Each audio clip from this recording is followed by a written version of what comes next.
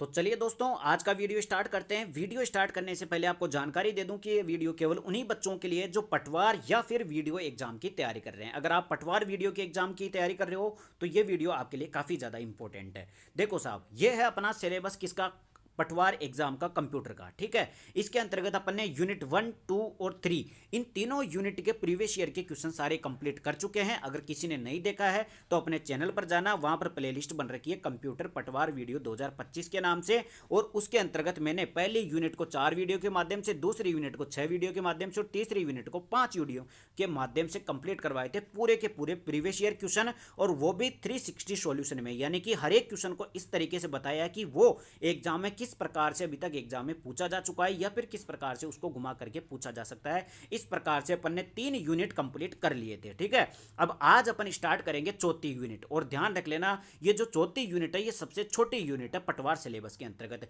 लेकिन लेकिन लेकिन ये यूनिट है तो छोटी और इसके क्वेश्चन भी एग्जाम में कम पूछे गए, लेकिन ये यूनिट सबसे ज़्यादा काम आती है अपनी छठी, सातवीं और आठवीं यूनिट के अंतर्गत। यानी कि जब आप माइक्रोसॉफ्ट वर्ड, एक्सेल और पावर पॉइंट पढ़ोगे तो वहां पर ये यूनिट काम आती है। कौन सी वाली? Unit number 4। इस कारण से अपने को फाइल सिस्टम को ढंग से पढ़ना है। इसका केवल एक ही वीडियो बनेगा, आज ही के वीडियो के अंतर्गत इसकी सारी के सारे प्रीवियस ईयर के क्वेश्चन कंप्लीट हो जाएंगे। ठीक है, तो बिना किसी देरी के वीडियो स्टार्ट करते हैं। अगर आपने अभी तक चैनल को सब्सक्राइब नहीं किया तो जरूर कर दीजिए। वीडियो पसंद आए तो वीडियो को लाइक भी कर देना। देखो साहब, यूनिट 3 के माध्यम से अपन ने 6 क्वेश्चन पटवार के कंप्लीट कर चुके हैं। आज अपन एक क्वेश्चन पटवार का यहां से बनता है, ठीक है, उसको कंप्लीट करते हैं। देखो साहब, बढ़ते हैं। आज का हमारा पहला क्वेश्चन, और ये देखो इसमें अब तक आरएसएसबी बोर्ड और आरपीएससी बोर्ड के द्वारा जितने भी क्वेश्चन पूछे गए वो सारे के सारे मैं 360 सॉल्यूशन के माध्यम से उस क्वेश्चन को खोल के रखूंगा। ठीक है, तो पहला क्वेश्चन है कि निम्नलिखित में से कौन सा एक साउंड फाइल फॉर्मेट है। तो देखो, सबसे पहले तो आपका जो ये यूनिट है ना, फाइल सिस्टम वाली, इस फाइल सिस्टम वाली जो यूनिट है इसके अंतर्गत सबसे ज्यादा पूछा जाता है फाइल का फॉर्मेट। मतलब कि आपको प्रत्येक फाइल का फॉर्मेट पता होना चाहिए। कैसे कि आप देखो, सबसे पहले एक बेसिक बात बता देता हूं, अगर किसी को पता नहीं हो तो। अपने जैसे फाइल होती है ना, फाइल ऐसे होती है जैसे कि मैंने बोल दिया सुरेश। ठीक है, ये फाइल का नाम हो गया, ये तो वो होता है सुरेश, फाइल का नेम हो गया। और डॉट डॉट लगा के मैंने जैसे लिख दिया यहाँ पे MP3। क्या लिख दिया? MP3। तो ये होती है पूरी की पूरी एक फाइल का नाम। ठीक है, अब इसमें जो यहां पर होता है ना, इसको तो बोलते हैं फाइल नेम। और ये जो डॉट के बाद में यहां पे लिखा रहता है ना, इसको बोलते हैं एक्सटेंशन। क्या बोलते हैं? एक्सटेंशन। ध्यान से सुन लेना, Microsoft Word, PowerPoint, Excel सभी में काम आएगा। ठीक है, तो ये तो होता है फाइल नेम और ये होता है इसका एक्सटेंशन। अब देखो, नाम से तो अपन क्या करते हैं, उस फाइल को यूनिकनेस देते हैं। मतलब कि वो फाइल सुरेश है, एक मोहन की बना देंगे, एक अपन PDF बना देंगे, मतलब कुछ भी नाम दे देंगे। ये तो केवल यूनिक बताने के लिए, भाई सुरेश वाली फाइल में क्या चीज़ें हैं, मोहन वाली फाइल में क्या चीज़ें हैं, ये सी चीज़ें बताने के लिए। लेकिन ये जो डॉट MP3 जो एक्सटेंशन होता है, इससे अपने को मेन चीज़ पता चलती है कि इस फाइल के अंदर है क्या। अपन उस फाइल का नाम देख करके बता सकते हैं कि इस फाइल के अंदर कोई टेक्स्ट है या कोई फोटोए हैं या कोई गाने हैं या फिर कोई वीडियो है। इस चीज़ को देख करके आराम से बता सकते हैं। इसको बोलते हैं फाइल एक्सटेंशन। अब क्वेश्चन क्या पूछेगा अपने को, यहां पर क्वेश्चन सबसे ज़्यादा पूछा जाता है कि इस एक्सटेंशन को अपने को पहचानना होता है कि ये किसका एक्सटेंशन है। अब देखो, जैसे MP3 लिखा आ गया ना, तो इसका एक्सटेंशन का मतलब होता है कि इसके अंतर्गत साउंड है, यानी कि इसके अंतर्गत गाने हैं। ठीक है, उसी प्रकार अपने को जितने भी साउंड से रिलेटेड फाइल फॉर्मेट है, इसको बोलते हैं फाइल का फॉर्मेट पहचानना। एक्सटेंशन के माध्यम से अपन फाइल का फॉर्मेट पहचानते हैं कि ये साउंड फाइल है या फिर वीडियो फाइल है या फिर इमेज फाइल है या फिर टेक्स्ट फाइल है। ठीक है, तो यहां पर MP3 को देख करके अपने को पहचान में आ गई कि ये क्या है, एक साउंड फाइल है, इसके अंतर्गत गाने हैं, इसके अंतर्गत म्यूजिक है। ठीक है, तो अपने को क्या करना है, अपने को सारे के सारे कौन कौन सी फाइलें याद करनी है अपने को। एक तो टेक्स्ट फाइलें होती है ना, उसके जितने भी एक्सटेंशन है उन सबको याद करना है। ठीक है, कौन कौन सी होती है, जैसे कि डॉट PDF के अंतर्गत भी एक्सटेंशन आ जाता है, ये टेक्स्ट आ जाता है। डॉट किसके अंतर्गत आ जाता है, वो टेक्स्ट TXT के नाम से भी आती है। इसके अलावा डॉट OVF ऐसे नाम भी है, एक OVF नाम से। इसके मतलब लगभग 5 या 6 टाइप है एक्सटेंशन, उन सबको अपने को याद करके रखना है। एक तो इसके याद करने हैं, इसके अलावा आपको दूसरा याद करना है कौन सा, इमेज वाला। भाई कौन कौन से इमेज के होते हैं, सबसे ज्यादा इंपॉर्टेंट यही है, इमेज वाले। ठीक है, इमेज के कौन कौन से होते हैं, जैसे कि आपको बता दूं, एक तो डॉट PDF भी होता है, PDF के अंदर की इमेज आती है फोटोओं की। ठीक है, डॉट JPEG भी होता है, अपन नहीं बोलते कि यार PDF में भेज, JPG में भेज। एक JPG भी होता है। ठीक है, JPG भी होता है, JPEG भी होता है। ठीक है, ये सभी क्या होती है, इसके अलावा भी 3-4 होती है, वो भी आपको याद करनी है। इमेज की सारी एक्सटेंशन, इसके अलावा आपको याद करना है वीडियो की एक्सटेंशन। भाई वीडियो की कौन कौन सी एक्सटेंशन होती है, इसमें सबसे फेमस है MP4, MP3 देख करके आप इसको वो मत कर देना कि ये म्यूजिक की है, ध्यान रख लेना MP4 किसकी होती है, ये होती है वीडियो की, ठीक है। इसी प्रकार 2-4 और है, .wav ये भी है, उन सबको याद कर लेना। इसके अलावा आपको एक याद करना है, कंप्रेस फाइल है, कौन सी होती है, कंप्रेस फाइलों की एक्सटेंशन। कंप्रेस्ड नहीं होती क्या, अपने जैसे 1 GB की कोई फाइल होती है तो उसको कंप्रेस्ड करके अपन 10 MB की कर देते हैं, तो वो कंप्रेस्ड फाइलें भी होती है। उनका जो होता है अधिकतर क्या आता है, या तो जिप आएगा, या फिर .rar आएगा, या फिर .z आएगा। अगर जेड आपको कहीं पे भी दिख जाए ना, जेड जैसे यहाँ पे भी जेड आ रहा था और भी जेड आएंगे, तो उसमें कंप्रेस्ड फाइल का उदाहरण होता है वो, ठीक है। तो कुल मिलाकर के मैंने आपको पहले ही बता दिया, इस चैप्टर के अंतर्गत सबसे ज़्यादा इंपॉर्टेंट क्वेश्चन जो बनता है वो बनता है फाइल फॉर्मेट का। अपने को पता होना चाहिए कि कौन सी फाइल फॉर्मेट किस चीज़ की है। जैसे कि अपने को यहाँ पे क्वेश्चन क्या पूछ रहा है, क्वेश्चन नंबर फर्स्ट पूछ रहा है कि निम्नलिखित में से कौन सा एक साउंड फाइल फॉर्मेट है। बताओ भाई साहब कौन सा साउंड फाइल फॉर्मेट है। अब देखो यहाँ पे दे रखा है log files, WAV files, DAT files, DRV files, ये सभी क्या है, ये लिखा आता है ऐसे .wav ऐसे लिखा आता है। तो ये किसका एक्सटेंशन है, किस प्रकार की फाइल का फॉर्मेट है। तो ध्यान रख लेना, जो जो .wav होता है ये किस प्रकार की फाइल का फॉर्मेट है, साउंड फाइल का फॉर्मेट है। यानी कि कभी भी आपके फ़ोन में व्हाट्सएप पर कोई फाइल आए और उस फाइल पर .wav लिखा आ जाए, तो इसका मतलब समझ जाना कि उसके अंतर्गत कोई ना कोई साउंड है, उसके अंतर्गत या तो कोई म्यूजिक होगा या कोई गाना होगा, कुछ भी होगा, कुल मिलाकर के साउंड से रिलेटेड वो फाइल है, ठीक है। एक तो ये क्वेश्चन सबसे ज़्यादा फेमस है जो एग्जाम में पूछा जाता है, ठीक है। आगे बढ़ते भाई साहब, अगला क्वेश्चन है क्वेश्चन नंबर सेकंड, क्या कहता है, देखो NTFS का मतलब क्या है और इसे द्वारा विकसित किया गया। देखो एक क्वेश्चन है जो यहाँ से एक और बनता है। एक तो मैंने आपको बता ही दिया भाई कौन सा क्वेश्चन बनता है कि फाइल को पहचानने का, फाइल के फॉर्मेट को देख करके उसको पहचानने का कि किस प्रकार की फाइल है। और एक पूछेगा आपको फाइल सिस्टम के बारे में। फाइल सिस्टम कौन कौन से होते हैं, मेन होते हैं, एक तो FAT और एक होता है NTFS। ये दो याद रख लेना आप तो सबसे ज़्यादा, एक तो होता है FAT और एक होता है NTFS, ठीक है। इन दोनों के बारे में थोड़ा सा मैं डिटेल में बता देता हूँ क्योंकि क्वेश्चन बार बार पूछा जाता है इनका। एक तो कौन सा है, फाइल सिस्टम के प्रकार है, ये फाइल सिस्टम ही होता है एक प्रकार से। आपको पूछ ले भाई NTFS या फिर FAT क्या है, तो आपको बोल देना एक प्रकार का फाइल सिस्टम होता है। फाइल सिस्टम होता है मतलब कि ये फाइलों को नियंत्रण करने का, मतलब उनको व्यवस्थित करने का, अरेंजमेंट करने का काम करता है। तो इनका क्वेश्चन क्या क्या पूछा जाता है, सबसे पहले तो आपको ये पूछेगा कि ये क्या है, तो आपको बताना है कि फाइल सिस्टम है, ठीक है, फाइल सिस्टम के प्रकार है। दूसरा क्वेश्चन पूछेगा कि इसमें फुल फॉर्म पूछी जाती है, FAT की सबसे ज़्यादा फुल फॉर्म पूछी जाती है, तो आपको याद रखना है फाइल एलोकेशन क्या होता है, फाइल एलोकेशन ट्यूब होता है, ठीक है। ये याद रखना, इसकी फुल फॉर्म याद रखनी है आपको, क्या याद रखनी है, एक NTFS की फुल फॉर्म याद रखनी है। कौन सा होता है, न्यू टेक्नोलॉजी फाइल सिस्टम, क्या होता है, न्यू टेक्नोलॉजी फाइल सिस्टम, इसकी फुल फॉर्म याद रखनी है और टेब की फुल फॉर्म याद रखनी है, ठीक है। तो ये दो चीज़ें हो गई, एक तो हो गया FAT और एक हो गया NTFS, ठीक है। ठीक है, तो एक क्वेश्चन तो पूछेगा इनकी फुल फॉर्म का, क्या क्या याद करना है, फाइल एलोकेशन टेबल, और एक याद रखना है भाई न्यू टेक्नोलॉजी फाइल सिस्टम। एक तो फुल फॉर्म पूछेगा, दूसरी एक सबसे चीज पूछी जाती है कि ये किस कंपनी के द्वारा विकसित किए गए थे। दोनों के दोनों ही माइक्रोसॉफ्ट कंपनी के द्वारा विकसित किए गए थे। किसके द्वारा, माइक्रोसॉफ्ट कंपनी के द्वारा विकसित किए गए थे। कौन, अपना FAT और कौन सा NTFS, दोनों के दोनों। और माइक्रोसॉफ्ट कंपनी के जितने भी क्वेश्चन है वो मैं आपको एक बार फटाफट से बता देता हूँ। पिछली यूनिट के अंतर्गत में मैंने बताया था कि माइक्रोसॉफ्ट कंपनी कहाँ की है, ये अमेरिका की कंपनी है। किसके द्वारा दी गई थी, ये बिल गेट्स और फिन एलन के द्वारा खोजी गई थी, आविष्कार किया गया था। कब खोजी गई थी, ये 1975 के अंतर्गत खोजी गई थी। इसका मुख्यालय कहाँ पर है, इसका मुख्यालय अमेरिका की राजधानी वॉशिंगटन DC में। कहाँ पर है, वॉशिंगटन DC में इसका मुख्यालय है। और इसके अलावा ये कंपनी करती क्या है, ये सॉफ्टवेयर बनाने का काम करती है। सबसे ज़्यादा फेमस जो इसका सॉफ्टवेयर है वो है इसका विंडो, जो विंडो 10, 11 सारी की सारी विंडो किसके द्वारा है, माइक्रोसॉफ्ट कंपनी के द्वारा खोजी गई है। आपके Microsoft Word, PowerPoint, Excel, ये तीनों भी किसके द्वारा खोजे गए हैं, माइक्रोसॉफ्ट कंपनी के द्वारा खोजे गए हैं। और आपको पूछ ले कि FAT और NTFS इन दोनों का भी आविष्कार किसने किया था, माइक्रोसॉफ्ट कंपनी ने किया था। ये सारे क्वेश्चन हो गए इससे रिलेटेड, ठीक है। तो क्वेश्चन क्या पूछ रहा था, अब देखो सारे क्वेश्चन हो जाएंगे अपने से। क्वेश्चन पूछ रहा है कि NTFS का मतलब क्या है, तो तो NTFS का मैंने बताया था न्यू टेक्नोलॉजी फाइल सिस्टम। कहाँ पर है भाई साहब, ऑप्शन देखो, न्यू टेक्नोलॉजी फाइल सिस्टम। ठीक है, न्यू टेक्नोलॉजी फाइल सिस्टम एक तो यहाँ पे दे रखा है और एक दे रखा है न्यू टेक्नोलॉजी फाइल सिस्टम। अब दूसरा पूछ रहा है कि इसे किसके द्वारा विकसित किया गया था। एक तो देखो ऑप्शन में दे रखा है एप्पल कंपनी, एक दे रखा माइक्रोसॉफ्ट कंपनी। मैंने आपको बताया था कि दोनों के दोनों फाइल सिस्टम का आविष्कार किसने किया था, माइक्रोसॉफ्ट कंपनी के द्वारा किया गया था। काफी अच्छा क्वेश्चन है और पटवार एग्जाम के अंतर्गत इस बार पूछा जा सकता है। ठीक है, तो कुल मिलाकर के दोनों के दोनों फाइल सिस्टम आपको पता होना चाहिए। आगे बढ़ते हैं भाई साहब, अगला क्वेश्चन है क्वेश्चन नंबर 3। उससे पहले अगर आपने चैनल को सब्सक्राइब नहीं किया तो जरूर कर दीजिए, पिछली 3 यूनिट नहीं देखी है तो वो भी देख लेना। बाकी आगे बढ़ते हैं। देखो साहब, अगला क्वेश्चन है क्वेश्चन नंबर 3। एक फाइल सिस्टम में वर्तमान निर्देशिका से पथ को परिभाषित करता है। बताओ भाई साहब, एक फाइल सिस्टम में ऐसी कौन सी चीज होती है जो वर्तमान निर्देशिका से पथ को परिभाषित करता है, मतलब किस पथ पर अपन चल रहे हैं उस चीज को परिभाषित करता है। बताओ भाई, बताओ फटाफट से।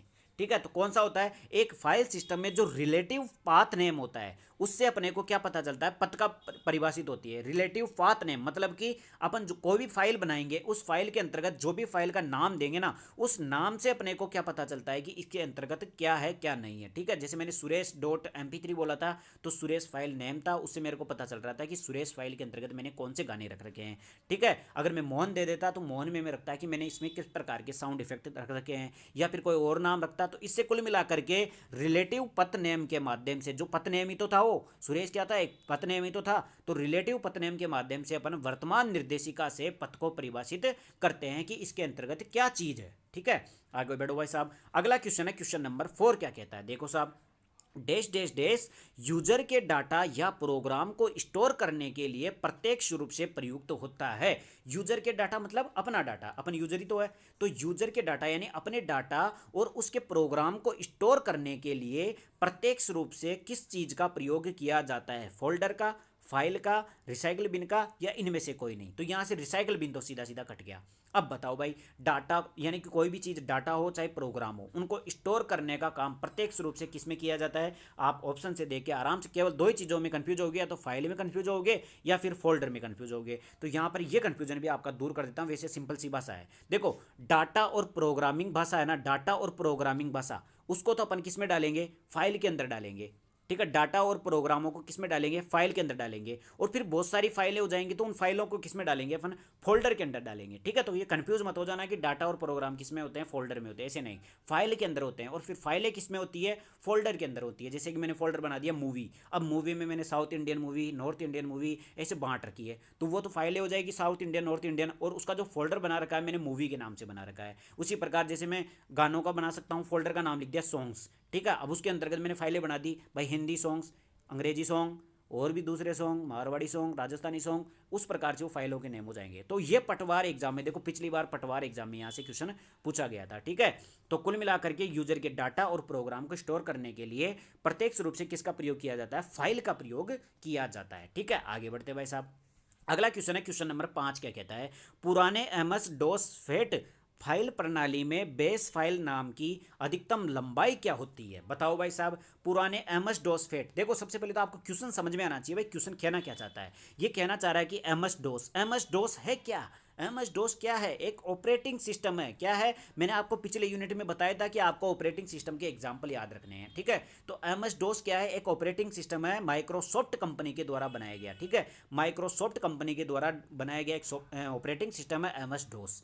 और फेट क्या है, फेट मैंने आपको दूसरे क्वेश्चन में बता दिया था कि फेट क्या होता है, एक फाइल सिस्टम होता है, और इसकी फुल फॉर्म होती है क्या, फाइल एलोकेशन टेबल। क्या होती है, फाइल एलोकेशन टेबल इसकी फुल फॉर्म होती है, माइक्रोसॉफ्ट कंपनी के द्वारा खोजा गया था। अब ये पूछ रहा है कि जो पुराने जमाने का MS-DOS था उसमें जो फेट फाइल प्रणाली यानी फाइल सिस्टम है में बेस फाइल नाम की अधिकतम लंबाई क्या होती है। भाई इसमें जो बेस फाइल नाम क्या होता है, जैसे सुरेश और .mp3 मैंने लिखा था, सुरेश .mp3 मैंने लिखा था, तो इसमें जो ये बेस फाइल नेम है, ये रहा बेस फाइल नेम, इसकी अधिकतम कितनी लंबाई हो सकती है, अधिकतम इसमें कितने कैरेक्टर अपन रख सकते हैं, अधिकतम इसकी लंबाई कितनी हो सकती है, पटवार एग्जाम में पिछली बार पूछा गया था। बताओ भाई कितनी हो सकती है, तो ध्यान रख लेना इसमें अधिकतम लंबाई कितनी हो सकती है, 8 की हो सकती है। ठीक है, तो आपको देखो इसमें अलग अलग होती है। MS-DOS में जो फाइल जो फेट सिस्टम होता है ना, फेट फाइल सिस्टम, इसमें अधिकतम फाइल नेम की लंबाई कितनी होती है? अधिकतम लंबाई होती है 8 की। कितने की होती है?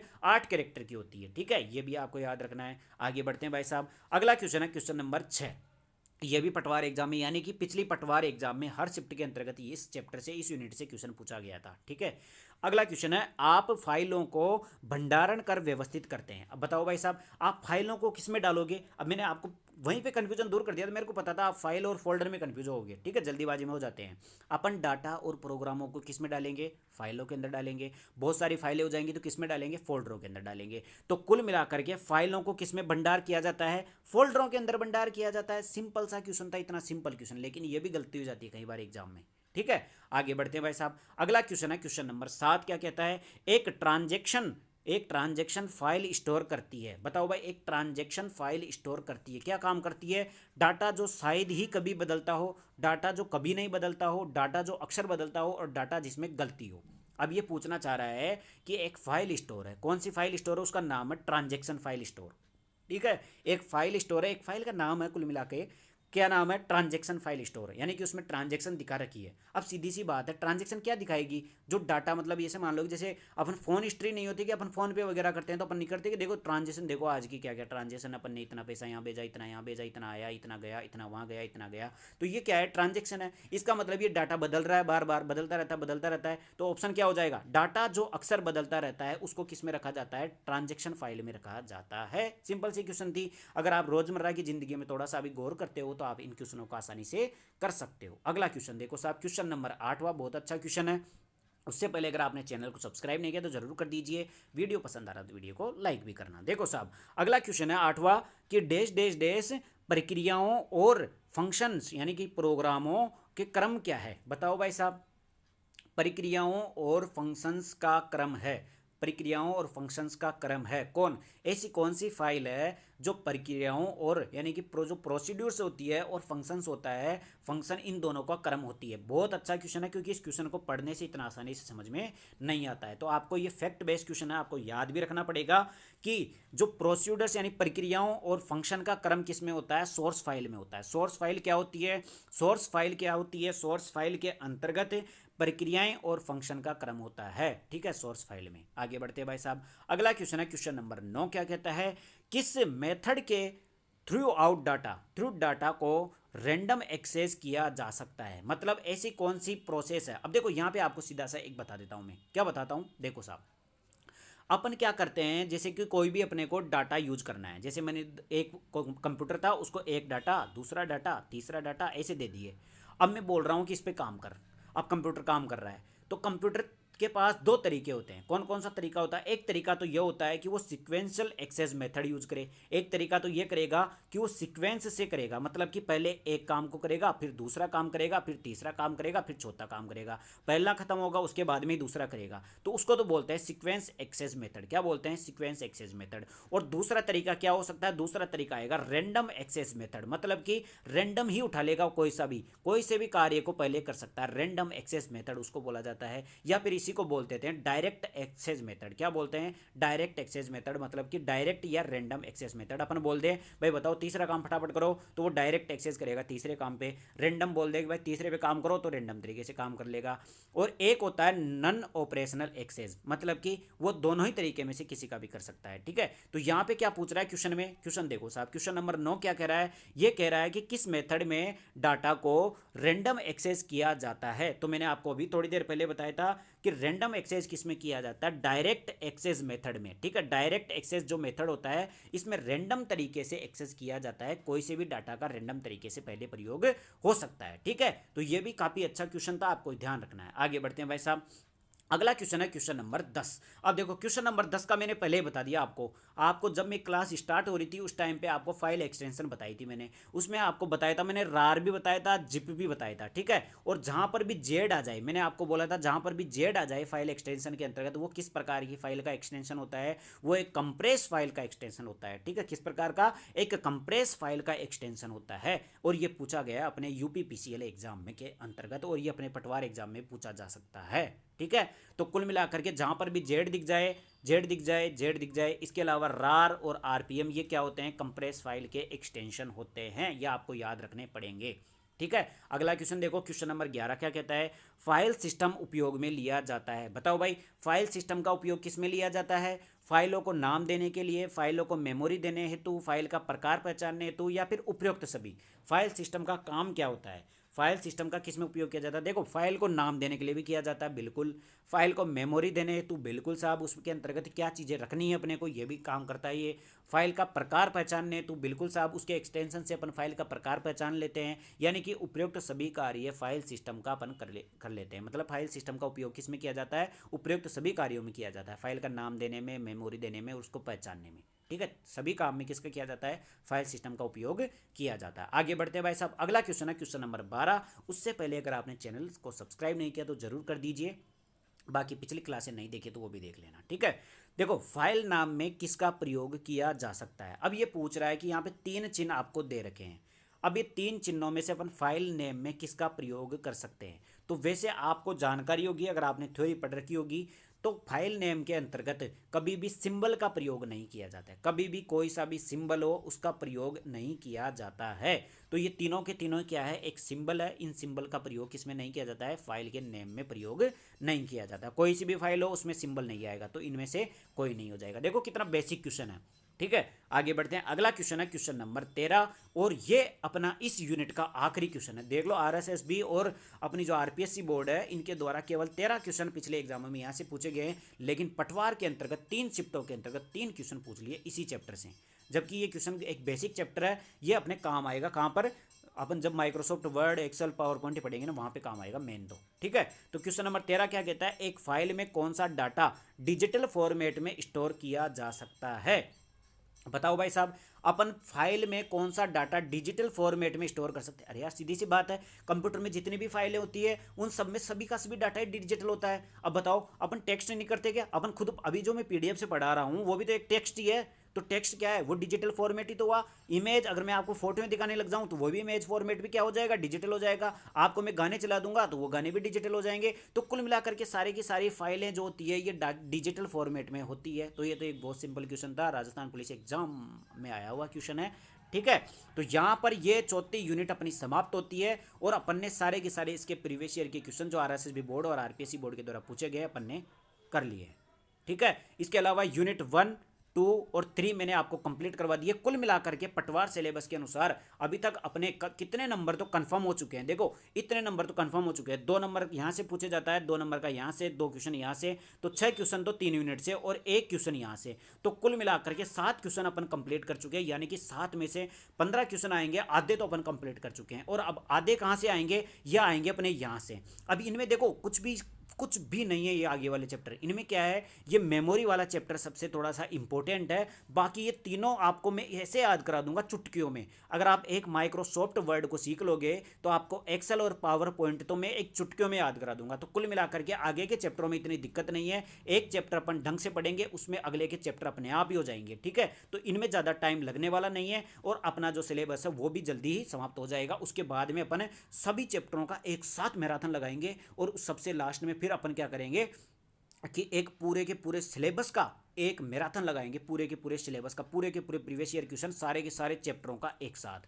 ठीक है, और फिर जब तक एग्जाम नहीं आ जाती तब तक अपने मॉडल टेस्ट चलते रहेंगे, 15-15 क्वेश्चन होंगे। फिर बताना आपके अगर 15 में से 15 क्वेश्चन सही नहीं हो तो। ठीक है, तो कुल मिलाकर के जैसी प्रक्रिया चल रही वैसी चलती रहेगी। आप पिछले बस ये करना है कि आपको छोड़ना नहीं है। आपको सारी की सारी यूनिट एक बार मेरे कहने पर, मैं जैसे करा रहा हूँ वैसे कर लेना। आप सुबह से शाम तक बिल्कुल आराम से पढ़ो। शाम को 7 बजे डेली अपनी क्लास आती है, मात्र 15-20 मिनट की। उस क्लास को डेली देख लिया करो, आराम से देखो, कोई दिक्कत नहीं है। और इसको इतने आराम से ध्यान से देखा करो, मैं आपको इतना कंटस्ट याद करा देता हूँ क्लास के अंतर्गत ही। आपके जो नॉर्मल डाउट है उनको भी क्लियर कर देता हूँ। ठीक है, तो क्लास बहुत ज़्यादा इंपॉर्टेंट होती है। और बाकी चैनल को सब्सक्राइब इसके लिए बोलता हूँ मैं, क्योंकि आप शाम को 7 बजे जो वीडियो डलती है उसका नोटिफिकेशन 6:30 बजे यूट्यूब भेजता है सबके पास, और वो उसी को प्राप्त होता है जो अपने चैनल को सब्सक्राइब करके रखता है। तो बाकी चैनल को सब्सक्राइब करना है नहीं करना आपकी जिम्मेदारी है। पटवार वीडियो तक आपके 15, मतलब ये मान लो कंप्यूटर में तो मैं एक भी नंबर कटने नहीं दूंगा, अगर मतलब तरीके से पूछेगा जब तक तो। ठीक है, अगर वो फिर अपनी औकात पे आ जाए तो फिर अपन कुछ भी नहीं है। ठीक है, वो किसी की कोई कुछ नहीं कर सकता, कोई सा भी टीचर हो फिर, ठीक है। तो कुल मिलाकर के पूरे में से पूरे क्वेश्चन करने हैं, गारंटी देता हूँ मैं अपने पटवार एग्जाम के अंतर्गत। और इसकी कट ऑफ बहुत ज़्यादा हाई जाती है, 226 गई थी पिछली बार भी जनरल की, तो अपने को 15 में से 15 लाना भी पड़ेगा यहाँ पे, ठीक है। तो बाकी अब ज़्यादा ज्ञान देने की जरूरत नहीं है, आप सब समझदार हो। बाकी मिलते हैं कल शाम को 7 बजे अगली क्लास के अंतर्गत, अपन यूनिट 5 करेंगे। और सबसे ज़्यादा यूनिट 5 ही इंपॉर्टेंट है, क्योंकि ये थोड़ी सी बड़ी यूनिट है और ये थोड़ा और चैप्टरों के लिए भी काम आती है, क्योंकि मेमोरी देखो इनमें भी काम आती है। सॉफ्टवेयर में अपन ने पढ़े थे, रोम के अंतर्गत एक सॉफ्टवेयर होता है, कौन सा BIOS फ्रम सॉफ्टवेयर होता है, फ्रमवेयर। ये क्या होता है, बेसिक इनपुट आउटपुट सॉफ्टवेयर, ये किसमें आता है, रोम के अंदर फिट आता है।